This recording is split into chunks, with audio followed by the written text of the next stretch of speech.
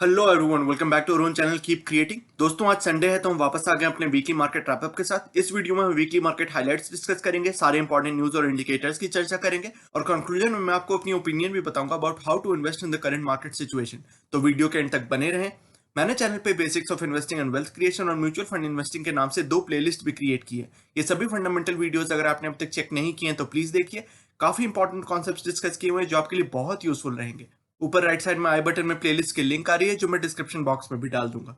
दोस्तों, अगर आपने अब तक चैनल को सब्सक्राइब नहीं किया तो अभी कर लें और बेल आइकन भी प्रेस करें, क्योंकि हम ऐसे ही वीकली बेसिस पे स्टॉक मार्केट के टेक्निकल इंडिकेटर्स और इंपॉर्टेंट न्यूज की रिव्यू करते रहते हैं जो आपके लिए बहुत यूजफुल हो सकते हैं और ये आपसे मिस नहीं होने चाहिए।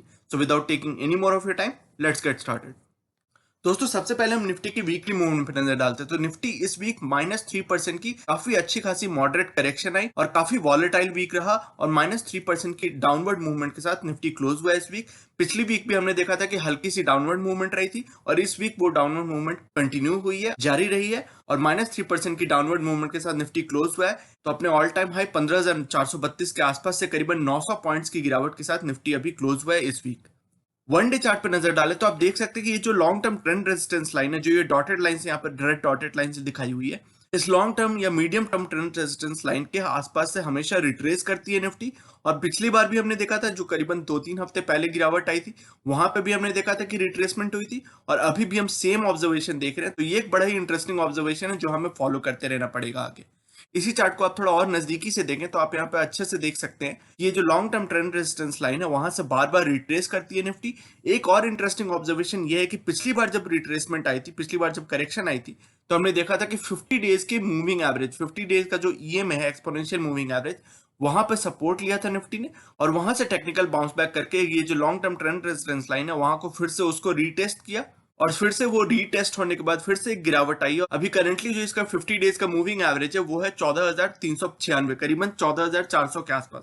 तो हो सकता है निफ्टी उस टारगेट को टच करे, उस सपोर्ट को रीटेस्ट करे और वहां से फिर से एक बाउंस बैक आ सकती है। तो ये एक ऑब्जर्वेशन है, ये एक सपोर्ट लेवल है जिस पर हमें ध्यान रखना पड़ेगा। तो Nifty has retraced yet again from its key trend resistance, जो हमने बात की already. It is likely to take support at 50 EMA. पिछली बार भी हमने देखा था और कई बार होता है, आप यहाँ पे भी देख सकते हैं, कई बार निफ्टी सपोर्ट लेती है इस 50 डेज के मूविंग एवरेज के आसपास। तो वहां पे हो सकता है इसको थोड़ी सपोर्ट मिले। अगर वो सपोर्ट लेवल ब्रेक होती है तो हमें देखना पड़ेगा कि आगे किस लेवल पे इसको फिर से सपोर्ट मिल सकती है। बट अभी के लिए ये 50 डेज का जो मूविंग एवरेज है, एक्सपोनेंशियल मूविंग एवरेज 14,400 के आसपास का, वहां पे सपोर्ट मिल सकती है निफ्टी को, वो हमें ध्यान में रखना पड़ेगा। Volatility can continue medium term, definitely मुझे लगता है कि अभी से लेके कम से कम मिड मार्च, एंड मार्च तक ये वॉलेटिलिटी रह सकती है। अगर वीकली चार्ट पे नजर डालें, थोड़ी मीडियम टर्म पर्सपेक्टिव से आप चार्ट्स को देख सकते हैं। यहाँ पे हर कैंडल एक वीक को दिखा रही है, तो वीकली चार्ट पे भी एक लॉन्ग टर्म ट्रेंड रेजिस्टेंस है। आप देख सकते हैं ये जो रेड डॉटेड लाइन है एक ट्रेंड रेजिस्टेंस को दिखा रही है। हमेशा बार बार यहाँ पे भी हमने देखा, इस लाइन पे भी देखा था, यहाँ पे भी देखा था, कई बार हुआ है कि इस लॉन्ग टर्म ट्रेंड रेजिस्टेंस को टच करने की कोशिश की है, टेस्ट करने की कोशिश की है और वहां से रिट्रेसमेंट आई है, वही हमें फिर से दिख रहा है। लेकिन अच्छी खासी प्रोबेबिलिटी है कि थोड़ी बहुत और गिरावट हो सकती है, लेकिन उसके बाद बहुत ज्यादा गिरावट की अभी पॉसिबिलिटी नहीं लग रही है। सपोर्ट लेवल्स पे जाके निफ्टी फिर से एक टेक्निकल बाउंस बैक दिखा सकता है, ये हमें ध्यान में रखना है। तो Nifty has followed through from last weeks bearish engulfing pattern. जो पिछली वीक हमने बात की थी कि ये बेयरिश एनगल्फिंग पैटर्न बना और उस चीज को यूजुअली एक बेयरिश एनगल्फिंग पैटर्न बेयरिशनेस का सूचक होता है, इंडिकेटर होता है, और वही हमें दिखा, वो बेयरिशनेस कंटिन्यूड रही है, थोड़ी और गिरावट आई है इस वीक। तो it has followed through from last week's bearish engulfing pattern. It has retraced from weekly trend resistance, वो हमने ऑलरेडी बात कर ली। It is still above all weekly EMS। तो वीकली चार्ट पे अगर देखें तो बहुत ज्यादा कोई बेरिशनेस अभी तक सेट इन नहीं हुई है, हल्की सी करेक्शन आई है बस। वीकली बेसिस पे अपने सारे एक्सपोनेंशियल मूविंग एवरेज से काफी ऊपर चल रहा है निफ्टी। तो डेफिनेटली मीडियम टर्म पर्सपेक्टिव से निफ्टी अभी बेरिश नहीं हुआ है। You should definitely not think कि अभी 10,000, 9,000, 8,000 के लेवल्स आने वाले हैं, ऐसा अभी तक तो नहीं लग रहा है। एक टेक्निकल बाउंस बैक फिर से आ सकती है, तो इस गिरावट में हमें मौके के फायदे उठाने हैं। वो कैसे करना है वो हम वीडियो में आखिरी में डिस्कस करेंगे कि आपकी इन्वेस्टमेंट अप्रोच कैसी हो सकती है, कैसे आप इन्वेस्टमेंट कर सकते हो। तो उसकी चर्चा हम अभी करने वाले हैं थोड़ी देर में। बट वॉलेटिलिटी कैन कंटिन्यू, ये हमें इस चार्ट पे भी दिख रहा है। काफी वॉलेटाइल वीक रहा है ये वीक भी, और आगे आने वाले कुछ वीक्स भी वॉलेटाइल रह सकते हैं। अगर थोड़ी और लॉन्ग टर्म पर्सपेक्टिव से बात करें, यहाँ पे मंथली चार्ट, यहाँ पे हर कैंडल एक मंथ को दिखा रही है, तो मंथली चार्ट पे भी आप देख सकते हैं काफी अभी बुलिश, लॉन्ग टर्म पर्सपेक्टिव से डेफिनेटली मॉडरेटली बुलिश है अभी भी निफ्टी, कोई बेरिशनेस बहुत ज्यादा नहीं आई। But this month has been very volatile. लेकिन यहाँ फेब्रुवरी की जो लास्ट कैंडल आप देख पा रहे हैं, ये फेब्रुवरी की कैंडल है, आप देख सकते हैं कितनी लंबी कैंडल है और अपर शेडो कितनी लंबी है। आप समझ सकते हैं कि ये जो बॉडी की लेंथ है अपने पूरे कैंडल की हाफ है ऑलमोस्ट, और बाकी की अपर शेडो है, तो बहुत ज्यादा वॉलेटाइल रहा है ये मंथ। डेफिनेटली अपने ऑल टाइम हाई से काफी ज्यादा रिट्रेसमेंट आई है और काफी वॉलेटाइल रहा है ये month, and this volatility can continue, ये हमें इस चार्ट पे भी यही इंडिकेटर्स दिख रहे हैं। आरएसआई की बात करें तो आरएसआई की करंट वैल्यू 44.8 के आसपास हो गई है, तो अभी भी अपनी न्यूट्रल रेंज में, न्यूट्रल रेंज माना जाता है 20 से 80 का, तो अभी भी न्यूट्रल रेंज में है, लेकिन उस न्यूट्रल रेंज के लोअर बाउंड के आसपास आने लगा है। और पिछली बार जब गिरावट आई थी 2-3 हफ्ते पहले, तो हमने देखा था कि ये वैल्यू, आरएसआई की वैल्यू करीबन 35-38 की वैल्यू के आसपास जाके इसको सपोर्ट मिलती और वहां से एक टेक्निकल बाउंस बैक आया था, नया ऑल टाइम हाई बनाया था निफ्टी ने। वही हमें फिर से सिमिलर ऑब्जर्वेशन दिख रहे हैं। आरएसआई का वैल्यू हो सकता है फिर से 30-35 के आसपास जा सकता है और वहां पे फिर इसको एक टेक्निकल बाउंस बैक मिल सकती है, सपोर्ट मिल सकता है और वहां से एक बाउंस बैक आ सकती है। तो it is currently in neutral zone, but it has moderated from higher levels, काफी ऊपर चला गया था, फिर वहां से फिर टेक्निकल बाउंस बैक आई थी, फिर वहां से मॉडरेशन आई है। It is still distant from being oversold, oversold अभी तक डेफिनेटली नहीं है आरएसआई की वैल्यू। ओवरसोल्ड तब माना जाता है जब ये आरएसआई की वैल्यू 30 से नीचे 20-25 के आसपास पहुंचने लगती है, तो डेफिनेटली ओवरसोल्ड टेरिटरी में अभी तक नहीं गया आरएसआई।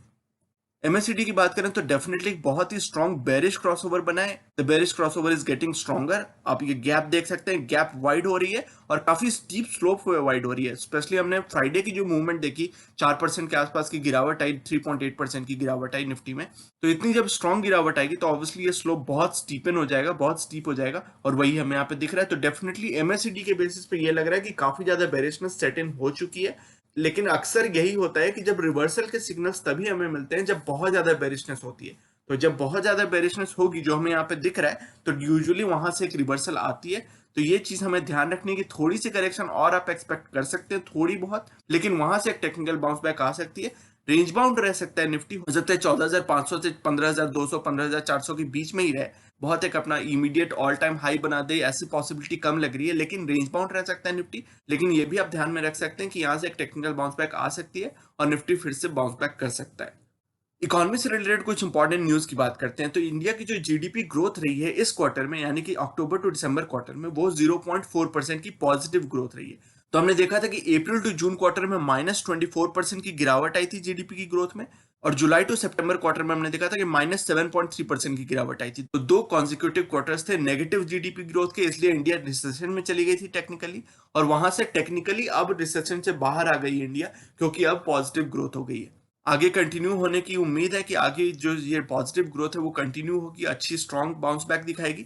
और ये जो जीडीपी की ग्रोथ रही है इन लाइन विथ एस्टिमेट्स है, in line with street estimates है, जो कि 0.3% से 0.5% के बीच में थी। तो right in the middle of that estimate 0.4% की ग्रोथ आई है। अब सेक्टर वाइज कंट्रीब्यूशन की बात करें कि किन किन सेक्टर ने क्या क्या कंट्रीब्यूशन दी है, तो इलेक्ट्रिसिटी, गैस, वाटर सप्लाई और अदर यूटिलिटी सर्विसेज, जो बेसिक एकदम बेसिक सर्विसेज होते हैं, उनमें ग्रोथ आई है 7.3% की, as against 2.3% in quarter two, यानी कि जुलाई टू सितंबर क्वार्टर में 2.3% की ग्रोथ थी, वो बढ़ के 7.3% हो गई, जो कि अच्छी बात है। फाइनेंशियल, रियल एस्टेट और प्रोफेशनल सर्विसेज में भी 6.6% की ग्रोथ आई है। Trade, hotels, transport, communication and services related to broadcasting, सबसे ज्यादा इंपैक्ट इसी पे आया था, right, transportation, trade and hotels पे, तो उसमें डी ग्रोथ अभी भी 7.7% की है, as compare to 15.3% in quarter two. तो जुलाई टू सितंबर क्वार्टर से अगर कंपेयर करें तो डेफिनेटली ग्रोथ है, बट अभी भी एब्सोल्यूट बेसिस पे it is still degrowing, यानी कि कॉन्ट्रैक्शन हो रही है trade, hotels, transport, communication and services related to broadcasting वाले सर्विसेज में। तो 7.7% की वहां पे डी ग्रोथ हुई है, कॉन्ट्रैक्शन हुई है। और एग्रीकल्चर, फॉरेस्ट्री एंड फिशिंग में 3.9% की ग्रोथ आई है। तो ये सेक्टर वाइज कंट्रीब्यूशन आप देख सकते हैं ओवरऑल जीडीपी ग्रोथ में किस तरह से सेक्टर वाइज कंट्रीब्यूशन रही है। लेकिन इस फाइनेंशियल ईयर के जो जीडीपी ग्रोथ की एस्टिमेट्स थी वो 7.7% की पहले एस्टिमेट थी कि 7.7% की कॉन्ट्रैक्शन होगी इस फाइनेंशियल ईयर एंडिंग मार्च 2021 में। लेकिन अब उसको थोड़ा और नेगेटिव उस पर रिवीजन आई है, तो ये एक चीज है जो हमें ध्यान में रखनी है। नेगेटिव थोड़ी सी उसमें रिवीजन की गई है, अब सरकार कह रही है कि 8% से कॉन्ट्रैक्ट करेगी जीडीपी इस फाइनेंशियल ईयर में इंस्टेड ऑफ 7.7%। तो -7.7% से घटा के इसको -8% की एस्टिमेट कर दी गई है।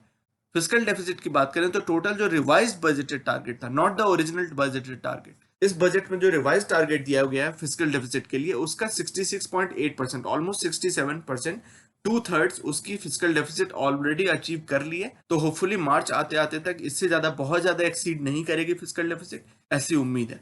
फिर इंडिया और चाइना की जो बिजनेस थी it might restore, easing of tension at the India China border has led to some optimism कि इंडिया और चाइना की जो बिजनेस है वो इट कैन रेस्टोर, यानी कि फिर से चालू हो सकती है, but nothing is confirmed yet. और बहुत सारी चाइनीज कंपनीज इंडिया में इन्वेस्टमेंट भी करना चाहती है, उनकी इन्वेस्टमेंट प्रपोजल स्टक हैं, रुकी हुई हैं, बट अब चूंकि वो बॉर्डर टेंशन थोड़ी सी कम हो रही हैं, तो इंडिया की चाइना से बिजनेस ऑपरेशन, बिजनेस फ्लो फिर से चालू हो सकती है, फिर से स्टार्ट हो सकती है।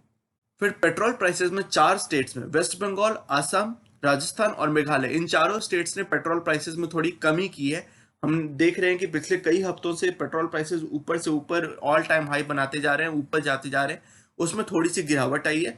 4 स्टेट्स ने पेट्रोल प्राइसेस में थोड़ी अपनी टैक्सेस में कमी की है, जिसके चलते पेट्रोल प्राइसेस उन स्टेट्स में थोड़ी ड्रॉप हुई हैं। और यहाँ पे आप थोड़ी और वीडियो पॉज करके डिटेल्स देख सकते हैं कि किस स्टेट में, किस सिटी में क्या पेट्रोल प्राइसेस हैं compare to these 4 states. Corporate news की बात करें तो रिलायंस इंडस्ट्री में सबसे बड़ी न्यूज थी इस वीक कि रिलायंस इंडस्ट्री अपनी जो O2C बिजनेस, यानी कि ऑयल टू केमिकल बिजनेस थी, जो इनकी लेगेसी बिजनेस है, जो इनकी ओरिजिनल बिजनेस है, उसको एक नई सब्सिडरी में कन्वर्ट करने वाली है। It will be a wholly owned subsidiary of Reliance industries. 100% management control Reliance की ही होगी, but it will be a subsidiary of Reliance. तो इससे एक अच्छी बात होगी, क्योंकि रिलायंस में हमेशा एक जो कंफ्यूजन रहती है कि इसको एक ऑयल कंपनी, एनर्जी कंपनी माना जाए, या फिर एक रिटेल कंपनी माना जाए, या फिर एक टेलीकॉम कंपनी माना जाए। तो इस तरह की जो कंफ्यूजन रहती है इन्वेस्टर्स के लिए भी और फॉरेन इन्वेस्टर्स के लिए भी, तो ये सारी कंफ्यूजन थोड़ी दूर हो सकती है। इसको एक टेलीकॉम प्लेयर या एक रिटेल प्लेयर या फिर एक इंटरनेट ऑपरेटर की तरह भी माना जा सकता है रिलायंस इंडस्ट्रीज को।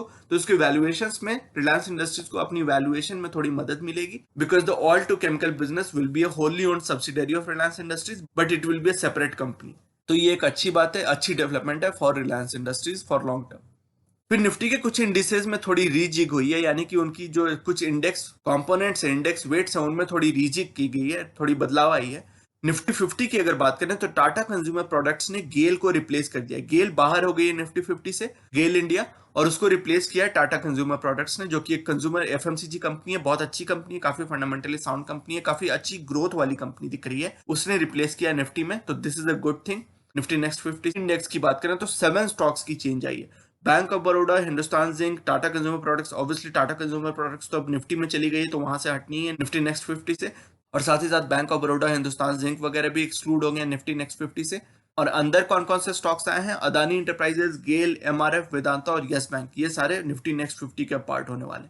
निफ्टी 500 इंडेक्स की बात करें, यानी कि टॉप 500 कंपनीज की बात करें, तो Bombay Dyeing, Care Ratings, Hathway Cable and Datacom Limited, Heritage Foods वगैरह, इनको बाहर कर दिया गया है और इनको रिप्लेस करने वाली है नीचे की कुछ कंपनीज जो निफ्टी 500 की पार्ट नहीं थी, BSE 500 की, उसको अब रिप्लेस करके कुछ कंपनीज निफ्टी 500 की पार्ट होने वाली हैं। And these changes will be effective from March 31। ये इमीडिएट इफेक्ट से नहीं है ये चेंजेस, मार्च 31 से, यानी कि फाइनेंशियल ईयर जब एंड होने वाली है तब से ये निफ्टी 50, निफ्टी नेक्स्ट 50 और निफ्टी 500 में इंडेक्स में चेंजेस होने वाली है।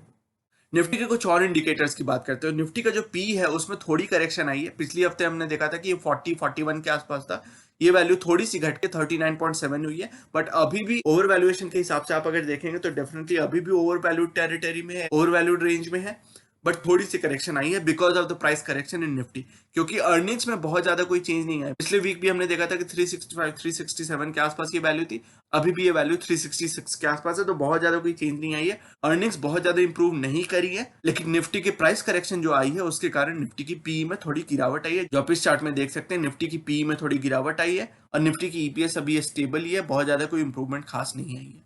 निफ्टी की put call ratio is 1.15। Definitely आपको थोड़ा सा ये बेरिशनेस दिखा रहा है कि क्यों इतनी बेरिशनेस है, और उसकी indication Nifty put call ratio में भी दिख रही है। पुट कॉल रेशियो हम अक्सर बात करते हैं, जब भी PCI value put call ratio जब 1 से ज्यादा होता है तो हम मानते हैं कि निफ्टी ओवरऑल बेरिश है, और जब ये वैल्यू 1 से 1.25 के आसपास पहुंचने लगती है तो हम मानते हैं कि ओवरली बेरिश है, बहुत ज्यादा बेरिश हो गई है निफ्टी।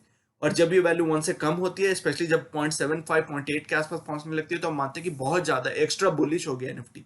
तो अभी चूंकि ये वैल्यू 1.15 है तो definitely it is trending towards 1.25, यानी कि अपनी जो ओवर बेरिश सिचुएशन रहती है उसके आसपास जाने की कोशिश कर रहा है। अभी मॉडरेटली बेरिश है, वॉलेटिलिटी कैन कंटिन्यू, ये दिखा रही है, लेकिन अभी जब बहुत ज्यादा बेरिश हो जाती है निफ्टी, तो कॉन्ट्रारियन अप्रोच, कॉन्ट्रारियन इंडिकेटर ये होता है कि जब बहुत ज्यादा बेरिशनेस हो तो आपको मार्केट में अपॉर्चुनिटीज मिलती है अच्छे स्टॉक्स, फंडामेंटली स्ट्रॉन्ग स्टॉक्स, अच्छी प्राइस रेंजेस पे उठाने के। वो अपॉर्चुनिटीज के फायदे आप कैसे उठा सकते हैं, लेट्स टॉक अबाउट दैट कि आपकी इन्वेस्टमेंट अप्रोच कैसी हो सकती है। तो मेरी अभी भी अप्रोच यही है दोस्तों कि अपनी एसआईपी को तो आप कंटिन्यू करें, ये हर हफ्ते हम बात करने वाले हैं। एसआईपी को आपको कंटिन्यू रखना है। रेगुलर इन्वेस्टिंग जो आप करते हो, आप मैनुअली करते हो या ऑटोमेटेड करते हो, जैसे भी करते हो, लेकिन आपको जो रेगुलर इन्वेस्टिंग वो आपको करते रहनी है। वो आपको पूजा की तरह आप उसको माने, जैसे आप रोज पूजा करते हैं उसी तरह आपको हर मंथ एसआईपी अपनी कंटिन्यू रखनी है, रेगुलर इन्वेस्टिंग करती रहनी है। लेकिन अगर आपके पास कुछ लमसम इन्वेस्टमेंट के लिए पैसे बिल्डअप हो गए हैं, कैश बिल्डअप है आपके पास, जो हम पिछले कई हफ्तों से बात कर रहे थे कि अपनी कैश बिल्डअप करते रहें करते रहें करते रहें, अपनी कैश पोजीशन को रोबस्ट हेल्दी बना के रखें, तो वो जो रोबस्टनेस और हेल्थ आपकी कैश पोजीशन में अगर है, अगर आपके पास कुछ कैश लमसम पड़ी हुई है, उसको लगाने का, उसको डिप्लॉय करने के मौके आपको स्टार्ट मिलने शुरू हो गए हैं। उसकी हमने अपने टेलीग्राम चैनल पे हमने रेगुलर इस पर बात की है, और पिछले हफ्ते की जो best stocks to buy now की वीडियो देखी थी उसमें भी हमने ये बात की थी कि ये सारे स्टॉक्स में किस किस प्राइस लेवल्स पे आप इन्वेस्टमेंट करना शुरू कर सकते हैं, कौन कौन से स्टॉक्स आपको अपनी वॉच लिस्ट पे लगा के रखने हैं, किस किस प्राइस लेवल्स को आपको अपने नजर में रखना है, उन सभी की हमने बात की थी। तो ये हमारी दो चीजें आपको मदद कर सकती हैं। आपको स्टॉक स्पेसिफिक रहना है। स्टॉक स्पेसिफिक आप अगर रहेंगे तो आपको बहुत आउटसाइज्ड अपॉर्चुनिटीज मिल सकती है, बहुत तगड़े मौके मिल सकते हैं मार्केट में। फंडामेंटली स्ट्रॉन्ग स्टॉक्स को अच्छी प्राइस लेवल्स पे एक्यूमुलेट करने के मौके आपको अभी ऐसे ही इन्वायरमेंट में मिलेंगे। जब नेगेटिव इन्वायरमेंट होती है, बेरिश इन्वायरमेंट होती है, तभी आपको वो मौके मिलेंगे। बुलिश इन्वायरमेंट में जब प्राइस रनअप्स होती रहती हैं, हर दिन 2% 3% की निफ्टी में 1% की बढ़त आती रहती है, तब आपको अच्छे मौके नहीं मिलते हैं। उस समय मौका होता है अपनी कैश पोजीशन को बढ़ाते रहने का और कैश पोजीशन को रेडी रखने का, जब अच्छे मौके मिलते हैं। तो अच्छे मौके मिलने स्टार्ट हो गए हैं, आप अपनी कैश लमसम इन्वेस्टमेंट को डिप्लॉय करना शुरू कर सकते हैं अगर आपने ऑलरेडी नहीं किया है तो। लेकिन आपको अपनी लमसम इन्वेस्टमेंट को थोड़ा स्टैगर करना है, एक ही बार में सारे पैसे नहीं झोंक देने। अगर आप स्टॉक स्पेसिफिक भी रहते हैं तो आपको 3 4 5 फेजेस में किसी कंपनी में इन्वेस्ट करना है, उससे आप हर लेवल के मौके के फायदे उठा सकते हैं। आपको ये नहीं लगेगा कि कहाँ ऊपर के लेवल्स पे मैंने इन्वेस्ट कर दिया, अब तो मेरे पास लमसम इन्वेस्टमेंट के लिए कुछ कैश ही नहीं बची, तो अब मैं क्या करूं। तो वो सब फीलिंग आपको नहीं आएगी, डिस्पॉन्डेंसी नहीं आएगी, डिसअपॉइंटमेंट की फीलिंग नहीं होगी। आपको थोड़ा कंफर्ट रहेगा कि आपके पास अभी भी कैश पोजीशन है to take advantage of market opportunities. तो मोटा मोटा आप यही 3 काम करें दोस्तों। पहली, अपनी एसआईपी को कंटिन्यू करते रहे, रेगुलर इन्वेस्टिंग को कंटिन्यू करते रहे। दूसरी, स्टॉक स्पेसिफिक, अगर आप डायरेक्ट इक्विटी में इन्वेस्ट करते हैं, अच्छे फंडामेंटली स्ट्रॉन्ग स्टॉक्स मार्केट से उठाते हैं, डायरेक्टली उनके शेयर्स उठाते हैं, तो definitely you have to be stock specific. उसमें हमारी दो चीजें आपको मदद कर सकती है जो हम हर हफ्ते बात करते हैं। Best stocks to buy now की हमारी संडे की सेकंड वीडियो आती है, जिसमें हम पर्टिकुलर स्टॉक्स की बात करते हैं और पर्टिकुलर स्पेसिफिक प्राइस लेवल्स की बात करते हैं, सपोर्ट लेवल्स की बात करते हैं कि कौन से स्पेसिफिक स्टॉक्स आप किस सपोर्ट लेवल्स पे उठा सकते हैं, उनमें इन्वेस्ट कर सकते हैं फॉर लॉन्ग टर्म।